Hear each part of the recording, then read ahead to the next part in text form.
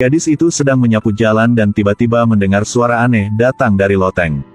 Dia menyelinap melalui celah dan lihat seekor beruang, dia dengan senang memberinya makanan. Dan sentuhnya juga, tiba-tiba satu tangan lain sentuh lengannya. Buat dia takut untuk menarik kembali, Jen adalah anak kedua dalam keluarga. Dia berbicara dengan saudara laki-lakinya Jack dan Billy. Ayah di atas loteng masih hidup dan tadi baru pegang tangannya. Setelah mendengarkannya, Jack berkata bahwa dia terpesona oleh suara itu.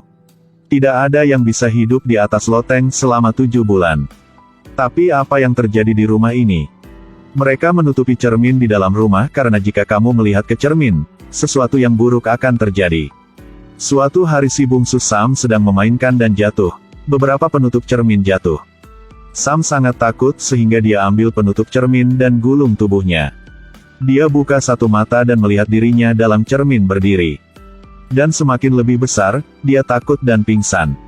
Beberapa hari kemudian, pengacara cari mereka untuk ambil biaya pajak. Mereka tidak punya uang, lihat wajah sedih Jack. Billy memutuskan untuk ke loteng dan ambil kotak uang ayahnya. Pintu dikunci dengan batu bara, dia masuk dengan cerobong asap. Nyalakan api, di bawah cahaya lampu, dia lihat tubuh beruang. Juga ada ember air, dia sudah menemukan kotak uang. Billy akan pergi dan menemukan seorang setengah manusia setengah iblis. Dia sangat ketakutan dan naik ke atas, sesuatu datang dan tarik talinya. Dia harus memotong tali untuk mengeluarkannya. Billy terluka dan berbicara dengan semua ayahnya masih hidup. Ayahnya minum air hujan, makan daging hewan biar tahan hidup 7 bulan. Setelah mendengarkan itu, Jack segera jatuh ke tanah. Kenangan buruk segera muncul di kepalanya. Ayahnya adalah perampok, dan sering memukul mereka. Setelah menggugat di pengadilan, mereka pergi ke rumah terpencil untuk menyelamatkannya.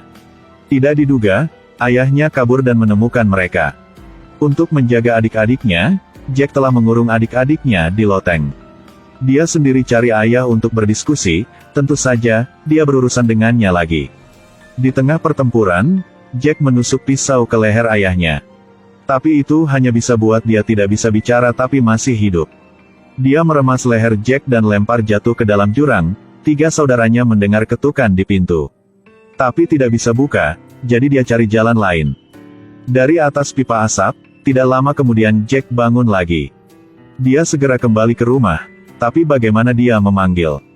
Tidak ada suara adik-adiknya di atas. Ini hanya ada suara dari tenggorokan ayahnya.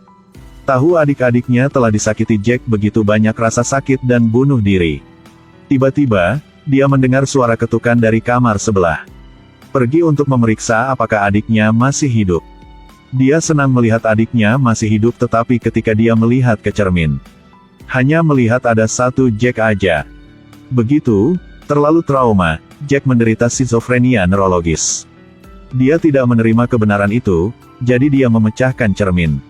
Memutuskan untuk bergabung dengan 3 adiknya dalam ilusi. Jadi kehidupan yang tadi dari 4 bersaudara itu adalah bayangan Jack. Sekarang, pengacara kembali memanggil Jack, tetapi tidak ada yang ditemukan. Dia masuk dan menemukan bahwa loteng ditutup jadi dia pakai palu untuk bukanya. Si pengacara buka pintu loteng, dia tidak tahu di dalam kamar ini ada satu iblis. Bau buruk buat dia hampir muntah, dia mengikuti bau itu dan menemukan karpet. Dia menutupi hidungnya dan angkat karpet itu, bahwa ini adalah mayat saudara Jack. Saat itu pacar Jack juga datang. Dia lihat Jack sedang sakit, berbicara sendiri. Meskipun dia menderita skizofrenia, dia merasakan bahayanya. Dia menangis dan menyuruh Ali melarikan diri. Dia sedang menangis di luar. Mendengar suara dari loteng. Dia melihat pintu dibuka, masuk ke dalam dan terkejut. Dia menutupi mayat dan suara teredam bisa terdengar di dalam. Dia pelan-pelan maju dan lihat pengacara terluka parah. Lehernya terluka parah, Ali panggil Jack untuk meminta bantuan. Jack sangat takut jadi dia tidak bantu. Ali tanya siapa yang melakukannya. Pengacara tidak bisa berbicara, jadi dia hanya bisa pakai mata untuk berikan petunjuk.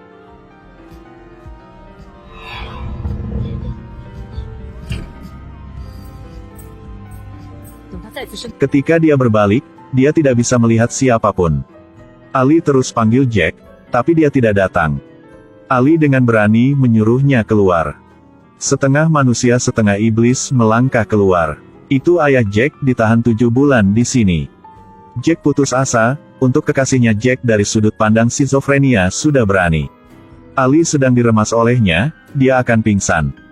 Tiba-tiba Jack pegang pistol dan bilang ayahnya berhenti. Ayahnya lihat Jack tidak ragu dan tembaknya. Di akhir film, dokter memberitahu Ali untuk membiarkan Jack bersantai. Meski setuju, tapi dia buang semua obat ketika pulang. Cermin diletakkan seperti biasa, di kursi yang panjang di luar. Ali berikan Jack satu foto, Jack lihat dot itu dan lihat ke kejauhan. Melihat tapi tidak dapat melihat apapun, dia mengerti Jack, dia bilang Jack main dengan adiknya. Setelah itu, cium Jack dan pergi. Jack terus melihat ke sisi lain, adiknya bersenang-senang dengannya. Akhirnya lihat ke foto keluarga mereka bersama. Akhir dia juga senyum.